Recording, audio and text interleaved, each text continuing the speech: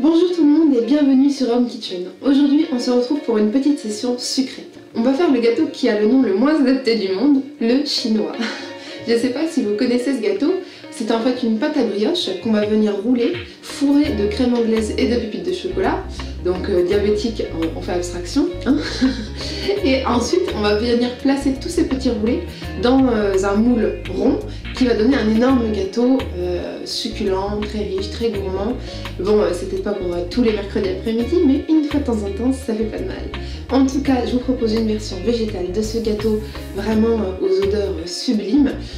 Il faut très peu d'ingrédients, tout le monde peut trouver ça n'importe où, dans la supérette du coin, etc. C'est vraiment facile. Tout de suite, la liste des ingrédients. Pour les ingrédients, il vous faudra donc une bouteille de lait d'amande, ou de lait de soja, ou le lait que vous préférez. On utilisera quasiment toute la bouteille. Il vous faudra un petit peu de fécule de maïs, mais vous pouvez utiliser une autre fécule, c'est juste pour épaissir. Un peu de sucre. Ici on a 20 g de beurre végétal pour la crème qui va se trouver à l'intérieur de la brioche, avec un peu d'extrait de vanille. Ici, donc pour la pâte à brioche, on va avoir besoin de levure boulangère, aussi d'un peu de beurre végétal. Moi je prends en ce moment le Saint-Hubert beurre végétal, mais maintenant il y a beaucoup de marques que je vois dans les supermarchés qui vendent du 100% végétal en ce qui concerne les beurres, donc il n'y a pas de souci à ce niveau-là. On aura besoin d'un peu de farine, de pépites de chocolat, et ça sera tout. Pour commencer, dans la casserole, nous allons mettre nos 25 g de beurre végétal sur feu doux, puis 60 g de fécule de maïs et 75 g de sucre.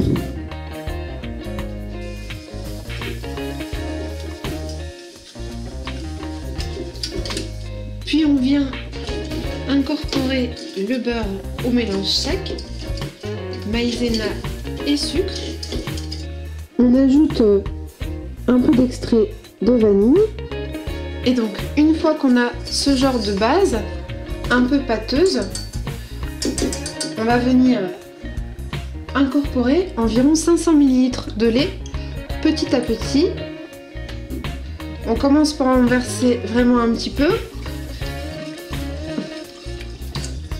et on va faire épaissir tout doucement cette crème jusqu'à avoir incorporé la totalité des 500 ml. À chaque fois que ça réépaissit un peu, on n'oublie pas de fouetter pour ne surtout pas laisser faire de grumeaux. Et ensuite, on aura le temps de laisser refroidir la crème pâtissière pour s'occuper de notre pâte à brioche. Donc là, on arrive déjà à la moitié de la dose de lait. Ça s'épaissit assez rapidement. Il reste pas grand chose à ajouter, mais on continue de fouetter pour ne pas qu'il y ait de la maïzena qui reste collée sur les parois ou au fond. Donc là par contre, on commence à être bon. Tout le lait a été incorporé. On commence vraiment à avoir une crème un peu Mont Blanc, si vous voyez ce que je veux dire, une crème bien lisse. Il ne faut pas arrêter de fouetter. Ensuite on va la sortir du feu. Alors là je crois qu'elle est bon dans 30 secondes. Et une fois qu'elle aura un peu plus refroidi, on la mettra au frigo pour vraiment qu'elle soit facile à travailler sur notre pâte à brioche. Voilà ce que vous devez obtenir. Dans un bol, on va mettre 2 sachets de levure boulangère comme ceci. On va mettre un tout petit peu de sucre pour nourrir la levure. Puis 325 ml de lait végétal, ici du lait d'amande grillé, qu'on aura fait un petit peu tiédir au micro-ondes avant. Donc on ajoute l'ensemble, 325 ml, et ensuite on va couvrir pour que la levure fasse son petit effet, qu'elle mousse, avec une coupelle ou un film, qu'importe, et on va commencer les mesures pour notre pâte à brioche.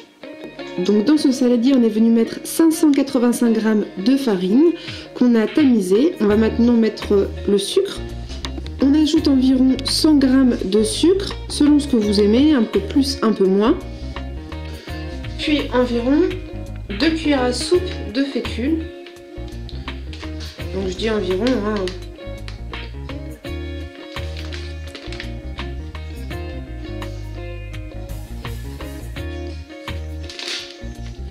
comme ceci.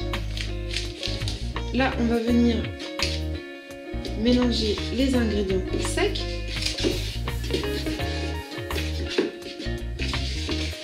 Pour venir mettre notre levure qui a monté dans le lait tiède. Surtout, on n'oublie pas la petite pointe de sel dans chaque pâtisserie. Donc là, on peut voir que la levure a super bien monté. On va l'incorporer dans notre saladier petit à petit. On va venir mélanger avec une fourchette. Hop, donc là, on a mis tout notre levure, tout notre lait. On commence à la fourchette et puis quand on voit que ça devient un peu plus compliqué, hop, on termine à la main. On n'oublie pas qu'on peut le faire aussi à la machine à pain, mais moi je fais tout à la main, que ce soit les gâteaux, le pain, etc. J'aime bien faire les choses à la main, mais si vous avez une map, ça peut aller plus vite, hein, si vous avez l'habitude de faire comme ça. Là, on va essayer déjà d'incorporer vraiment l'ensemble de la farine à la pâte. Et une fois qu'on a déjà un début de pâte et que l'ensemble des ingrédients est incorporé, on va ajouter le beurre végétal. Donc bon, là pas besoin de préciser qu'il faut juste du beurre mou parce que de toute façon le beurre végétal c'est toujours mou. Et là pareil, on va venir incorporer le beurre dans la pâte. Donc moi idem, ça ne me dérange absolument pas de faire ça à la main. Je sais que de toute façon après on va les laver et puis je trouve ça assez apaisant de pétrir des pâtes et de faire ça à la main, mais voilà. Chacun voit midi à sa porte comme on dit.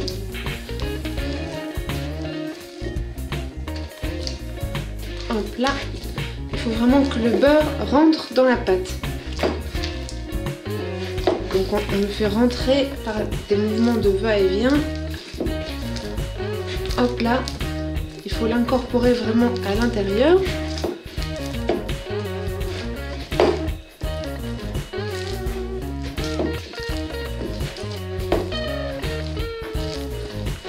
Et du coup ça peut être une bonne base aussi pour d'autres sortes de pâtisseries à base de pâte briochée. Par exemple les brioches suisses ou bien les coquilles par exemple, qui sont des espèces de petites briochettes de Noël qu'on fait assez régulièrement dans le Nord. Hop, donc là, moi je vais terminer mon petit pétrissage. On se revoit juste après. Quand c'est à la main en général, c'est un tout petit peu plus dur d'obtenir une pâte souple tout de suite dès les premiers coups de main. Alors moi ce que je fais, c'est que je saupoudre très légèrement de farine parce que je veux pas une pâte sèche non plus. C'est pas grave, c'est légèrement collant, mais je veux pas une pâte sèche, donc juste je la saupoudre juste pour pouvoir la travailler un peu plus, pour pouvoir la pétrir après parce qu'on va la pétrir au moins 10 minutes et on veut quelque chose qui puisse tout de même se travailler, se pétrir agréablement sur un plan de travail. Donc, au bout de 10 bonnes minutes de pétrissage à la main, on arrive donc à une pâte ultra souple et élastique qu'on va venir faire reposer environ 1h30, 2 heures. Alors avec ce temps, comme il fait ultra froid, moi je vous propose de le mettre dans votre four juste avec la lumière allumée, sous un torchon humide par exemple, ou à côté d'un radiateur. En tout cas pas trop au froid parce que ça peut ralentir la pousse de notre pâte à brioche. Comme c'est une pâte aussi un petit peu lourde, avec du beurre etc. qui va avoir de la crème pâtissière, il faut quand même qu'elle monte assez bien.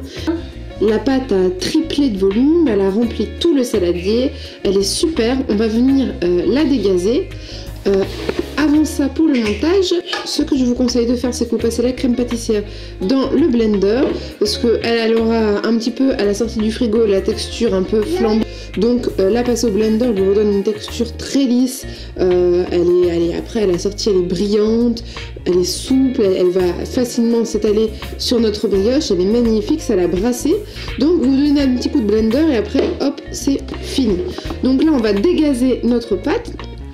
Et puis on va l'étaler sur un plan de travail fariné pour une épaisseur d'environ 5 mm. Donc là, hop, avec notre rouleau à pâtisser, on va y aller mollo. Sur votre plan de travail fariné, vous faites des allé et venu jusqu'à avoir une fine épaisseur. Il faut vraiment que ce soit moins d'1 centimètre, puisqu'après on va le rouler. Il faut que ça reste agréable à manger, pas trop épais.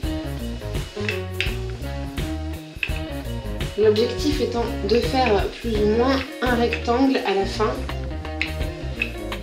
Donc on obtient donc un rectangle à peu près de cette taille, d'une épaisseur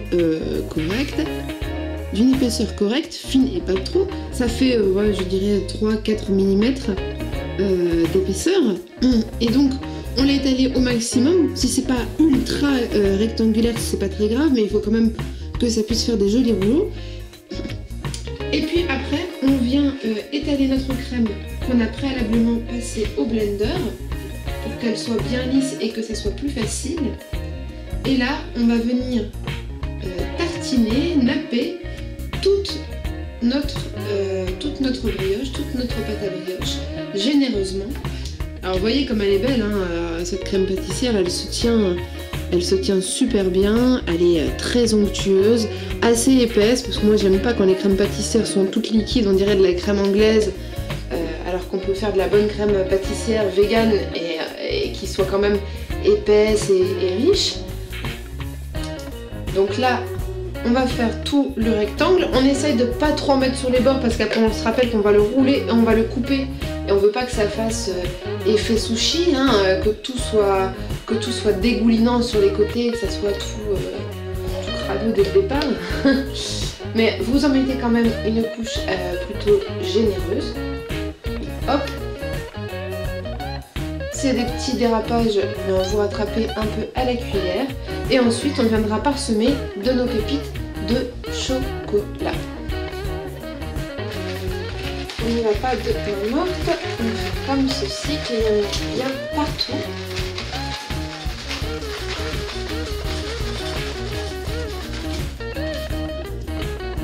Puis après, on va enrouler la pâte comme un saucisson.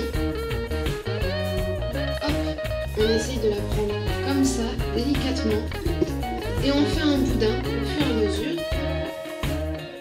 Boudin qu'on viendra placer au frigo pendant au moins une bonne demi-heure pour qu'il se raffermisse avec toute sa garniture à l'intérieur. Et après, on viendra faire des petits tronçons. Et là, on va laisser poser ça au frigo, d'où l'intérêt aussi de ne pas en mettre trop sur les bords, parce que rien que déjà, quand vous roulez, ça peut dégouliner sur les côtés, donc il faut essayer de faire au plus propre possible. Un beau salami. Voilà, donc on obtient ceci et on le place dans une assiette au frigo, filmé, pour pas qu'une croûte se fasse au-dessus. Alors après 20-30 minutes au frigo, du coup, qui ont servi à raffermir un peu notre boudin pour pouvoir le couper plus facilement sans que ça bave, on va venir tronçonner des tranches, ni trop fines ni trop épaisses, à peu près comme ceci, de cette taille. On a préalablement beurré notre moule. On va mettre 3 rondins au milieu en triangle et ensuite on viendra les placer à côté pour faire une sorte d'escargot géant. Donc vous pouvez aussi mettre du papier sulfurisé, moi j'ai mis du beurre végétal, mais qu'importe ce que vous préférez. Et donc là, au lieu de couper en une seule fois, donc ce qui risque d'aplatir, on fait comme les sushis où quand on veut couper par exemple un burrito ou autre, on cisaille rapidement. Hop, donc c'est normal, ça bouge un peu.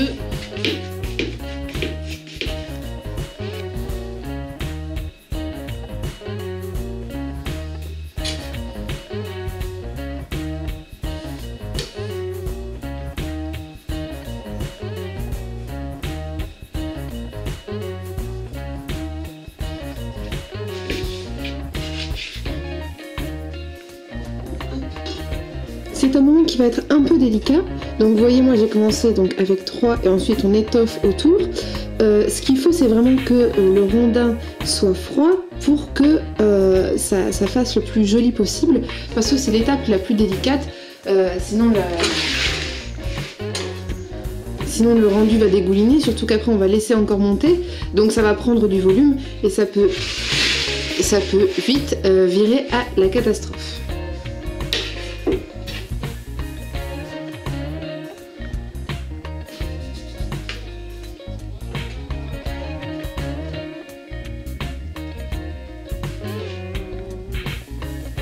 N'oubliez pas qu'à chaque fois on essuie son couteau pour que la lame du coup soit propre et cisaille le mieux possible, parce que sinon au fur et à mesure si la crème s'accumule sur le couteau, pareil, vous allez avoir plus de mal à couper, vous allez plus cisailler, plus plier le rondin, et du coup idem, le rendu ne sera pas top. De toute façon il ne faut pas non plus s'acharner pour avoir une tranche super nette, parce que automatiquement remplie de crème etc.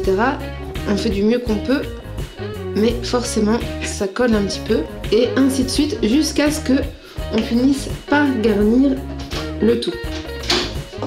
Donc voici ce que ça donne à la fin, une fois qu'on a rempli au maximum le plat.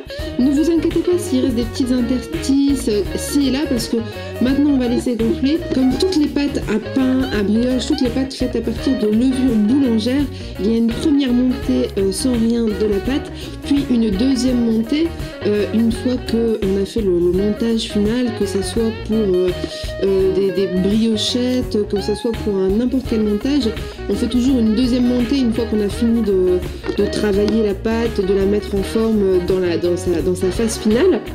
Donc là, on va la relaisser monter 1 heure. Moi, ce que je fais en général pour peaufiner, c'est que je remets quelques petites pépites de chocolat. On peut couper aussi des petits éclats d'une tablette pour un petit côté un petit peu plus rustique, vraiment juste pour le dessus, pour une petite final touch. Et puis là, on va laisser monter ça 3/4 d'heure, 1 heure. On va préchauffer notre four, et puis juste avant surtout de l'enfourner, on va venir le dorer. Et là j'ai une petite astuce pour vous, parce qu'il y a plusieurs façons de faire une dorure vegan. En attendant, j'espère que vous avez réussi cette étape. Bien sûr des fois c'est pas super parfait, mais bon, le chinois c'est surtout un gâteau super généreux qui a une forme ronde, un peu d'escargot, donc ne vous inquiétez pas, il faut un petit peu la main. Mais si vous avez l'impression d'avoir loupé le premier ou le deuxième rondin, ce que vous faites, c'est que vous remettez votre pâton au frigo, ou même 10 minutes au congèle, comme ça ça va durcir un petit peu, et puis vous pouvez couper plus facilement pour avoir de plus belles tranches. Donc on se retrouve dans 1 heure pour voir un peu de quoi ça va donner, et ensuite surtout à la fin de la cuisson. Donc moi j'ai rajouté des petits morceaux directement cassés d'une tablette de chocolat. J'en ai vraiment mis juste un carré, coupé en tout petits morceaux pour disposer en plus au-dessus, pour avoir un aspect un peu plus sympa. Et maintenant je vais vous montrer la dorure idéale, enfin à mon sens, pour un côté brillant, doré, golden brown comme on dirait en anglais. Ici j'ai un fond de jus de pois chiche, sachant qu'on peut très bien dorer juste avec un peu de lait, un peu de sirop d'agave, mais je trouve que la version avec l'aquafaba est pas mal du tout. Moi je vais mettre un fond de lait de ce qui reste dans ma bouteille, l'équivalent je sais pas d'une cuillère à soupe, et j'ai placé à peu près une cuillère à café de sucre, mais on peut mettre une cuillère à café de sirop d'érable, une cuillère à café de sirop d'agave, juste quelque chose pour sucrer très légèrement. Et là, je vais donner un petit coup de mixeur dedans pour faire à peine mousser.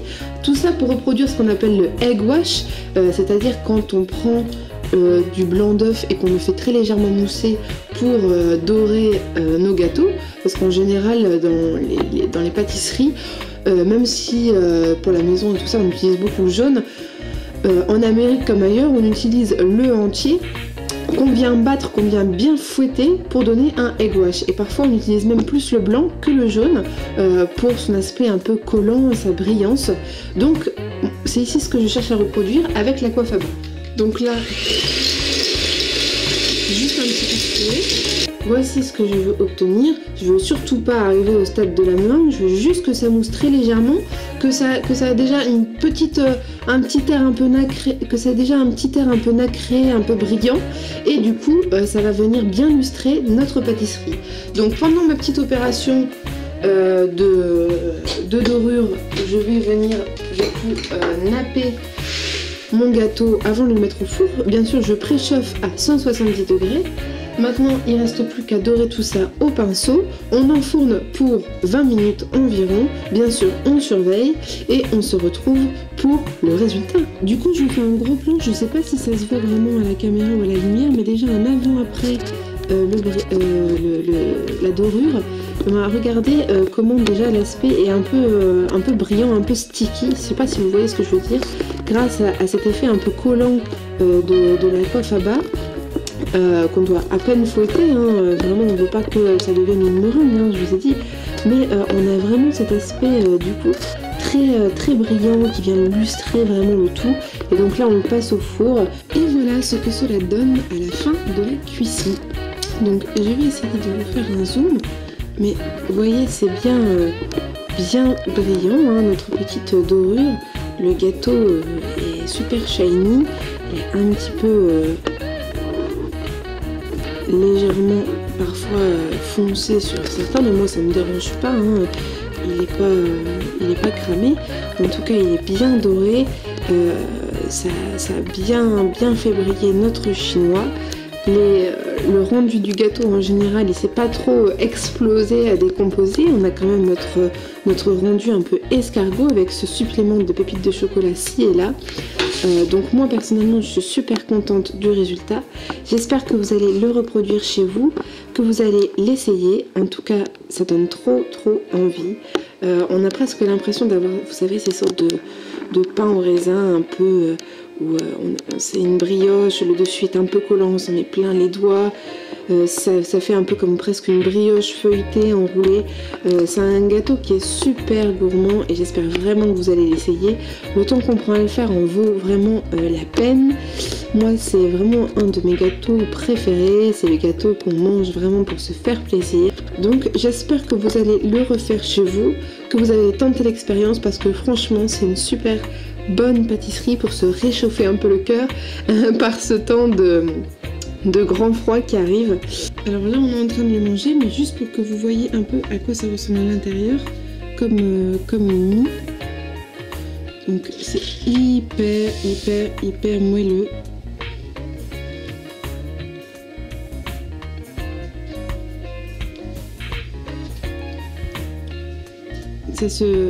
Ça s'enlève tout seul à la main du gâteau et ça se déroule tout seul.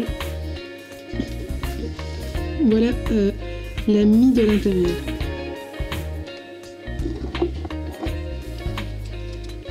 Et voilà.